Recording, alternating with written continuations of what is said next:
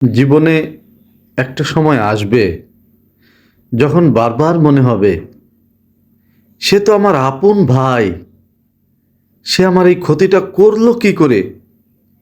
সে তো আমার আপন বোন, মায়ের পেটের বোন, সে আমার ক্ষতিটা করলো কি করে? সে তো আমার পরম বন্ধু, আমি তাকে অনেক বিশ্বাস করতাম, সে আমার ক্ষতিটা করলো কি করে?